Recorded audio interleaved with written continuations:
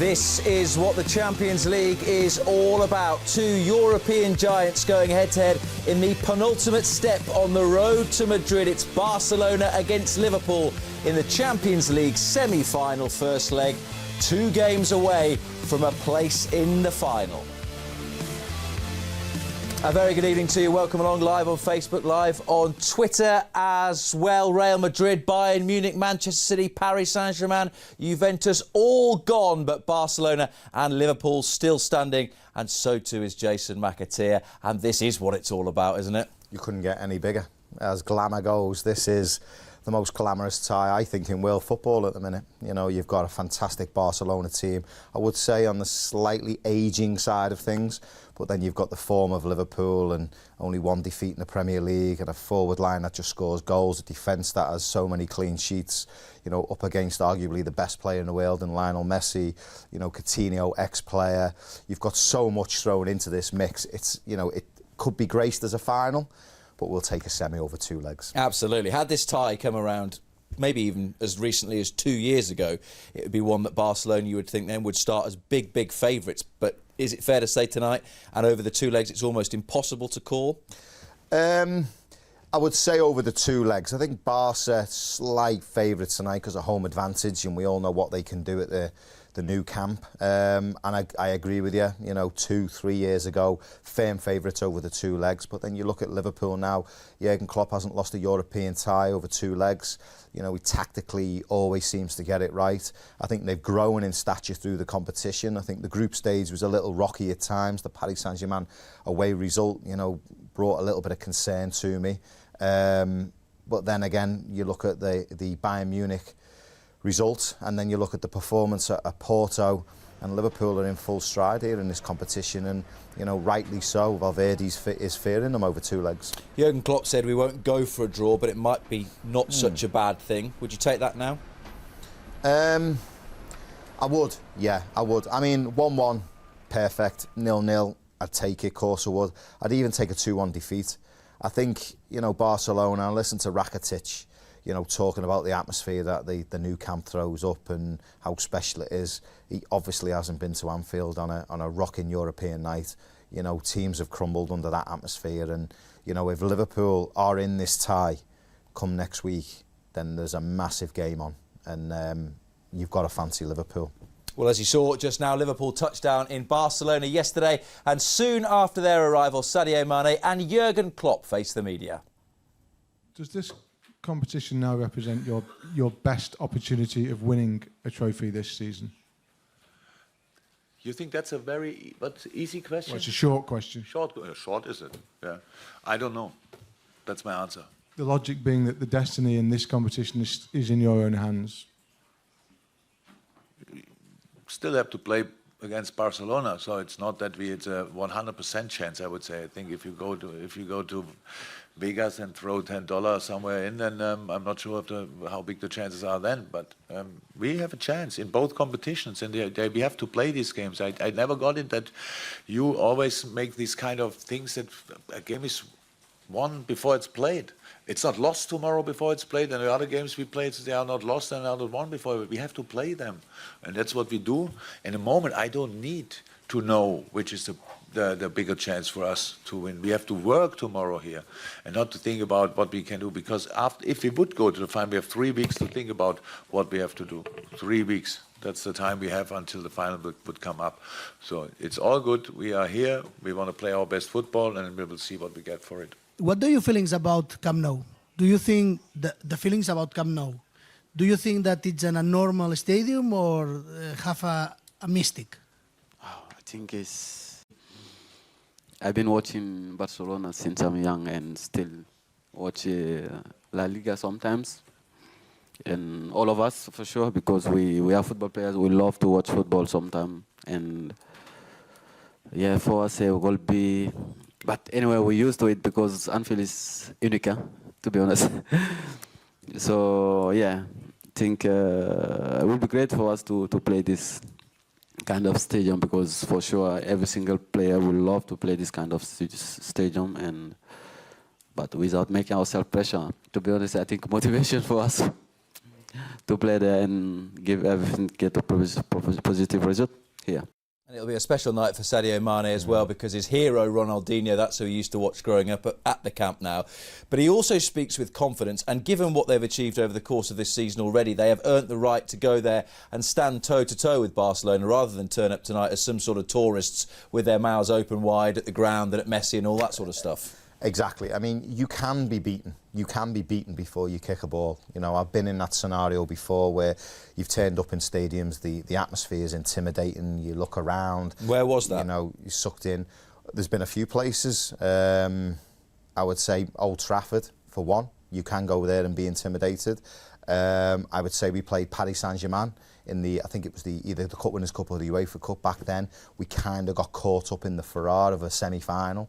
And this is the whole thing. I mean, I've mentioned it before. You know, they're not going into uncharted water, Liverpool, in the sense of big grounds, big games, big opponents, and a semi-final. You know, they've got that experience to go into that stadium tonight, to soak up that atmosphere. I remember we went to Iran when I was playing for Ireland. There was 120,000 fans in that stadium, and they said to us, listen, it's very intimidating out there. We don't want you going onto the pitch, you know, and riling the fans and getting sucked in by it. Our manager, Mick McCarthy, said, I want you to go out and I want you to walk into the centre circle. We had our tracksuits on, we just arrived at the ground. Go out, walk into that centre circle, soak up the atmosphere and embrace it. You know, don't be frightened of it, embrace it. And we went out, and the fans were shocked that we'd actually come out. They were throwing stuff at us, there was fireworks coming at it, it was all kinds happening. And we just got onto the pitch and we just thought, what a place this is to play football. And Ian Evans, the assistant manager, was going, this is where you want to play football, this is what it's all about. And all of a sudden you can feel yourself thinking, I want to play in this environment. This is where I want to play. I want to play well here tonight. You know, I'm not going to crumble. I'm not going to shrink. I'm going to play well. And we got in that dressing room, and I swear we were chest out. We were ready for it. We were like, right, the hairs on the back of your neck were up, and we got a result over there, and we went through to the World Cup finals. It was amazing.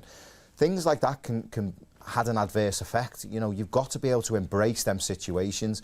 Dominic Matteo spoke about it when he went to Leeds. They got battered 4-0. They were beaten before they kicked the ball.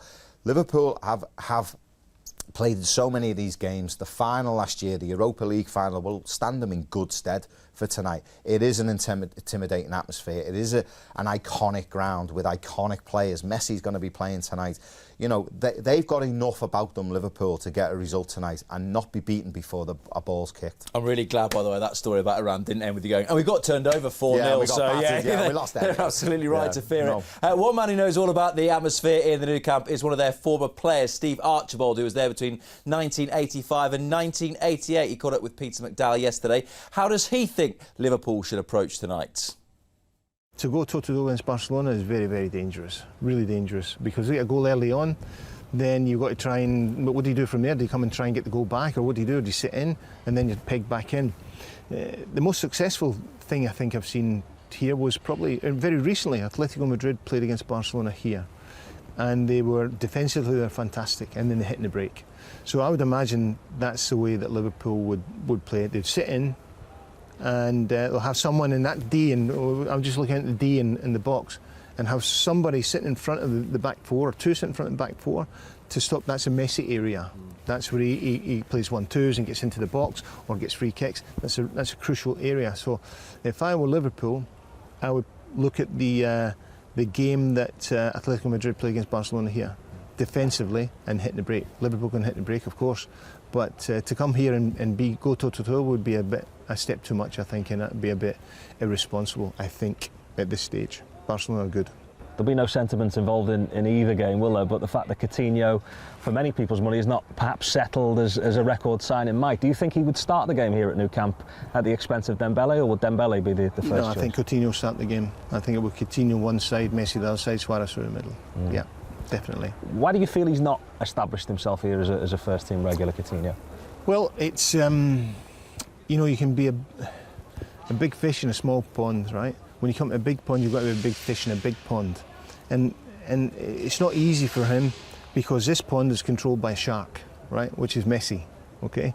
So you've got to become a shark, or be a friend of the shark, or, you know, you just got to link in there, because that Suarez, when he came here, first of all, wasn't working for him. And then he gradually worked out that if he works off Messi's movement, then he gets more success, and that's what he did. And you know, he's gone from strength to strength. I think Coutinho has got to figure out the proper way to work with Messi, because everything goes through Messi, of course, which is natural. And he's got to work off and not want to be the number one in this team, because he's not. It's Messi, and that's it. You know, so you've got to think that you're not number one. You might be number one at Liverpool, you're not number one at this club. But realise that. But then look at the guys beside you, or the guys that are beside you in the stadium you're at, and love it, and enjoy it, and link in, and be happy, and then his game will come, because he's a magnificent player. But he's got to get that mentality corrected, because I see him sometimes and his head's down, body language is not good, and I don't like that. He's got to buck himself out of that and become the Coutinho of old, and he's the only one that can do it. And there they are, the front three that have combined for just the 81 goals this season. In terms of Philippe Coutinho, though, Jason, do you think there's been a moment or two since he's gone to Barcelona that he might have regretted his decision a little bit? No, I would never say he regrets going to Barcelona. It was his dream move. You know, he was a fan. I totally get it. I understand why he wanted to go there, South American, and you know, it was his team, wasn't it? It was more the manner in which he tried to manipulate the move that left a sour taste, really. But I certainly wouldn't say from a personal perspective he has any regrets. I just listened to what Steve said there. I kind of agree with him, really. You know, he'd got himself as the main figure here, hadn't he? He was the main man. He'd scored wonder goals. He was, you know, name on the team sheet. He was the glamour player here, wasn't he? And he enjoyed the, you know, success with that. You go to Barcelona, you've got to play second fiddle to Messi. Now, you either sulk and don't like it, or you embrace it. And like he was saying there, you become a friend, you become a player with Messi, you become part of the gang. And he was right. Suarez had to sort of toe the line a little bit, because he left here as a massive fish and went to Barcelona and was knocked down a peg or two. Because this man runs the show. Lionel Messi runs the show, and rightly so. You know, we see it, probably the Bale-Ronaldo relationship, I think, was probably was one where you can look at it and think Bale didn't get on, they didn't embrace themselves. You know, if they had, it would have been better for the pair of them. You know, Ronaldo was always going to win that argument, and Bale had to play second fiddle and didn't like it. Coutinho was a bit like that at the minute. His body language, certainly, at times when it's not going for him, you know, he cuts a forlorn figure, doesn't he? He's a bit like, you know, head in his hands and doesn't really like what's going on. But he's got to realise that while Lionel Messi's there, you've got to be part of it and get on with it. And sometimes you don't get all the plaudits and the pats on the back. You've just got to put up with it. But I would certainly say he doesn't regret moving to Barcelona now. Well, he certainly had a message for the fans when he scored against Manchester United, because he put his fingers in his ears, did Philippe Coutinho. And talking of fans, the Liverpool supporters have already seen their team win in Porto and in Bayern Munich in the knockout stages. What can they expect tonight? Well, Peter McDowell has been catching up with some of them in Barcelona.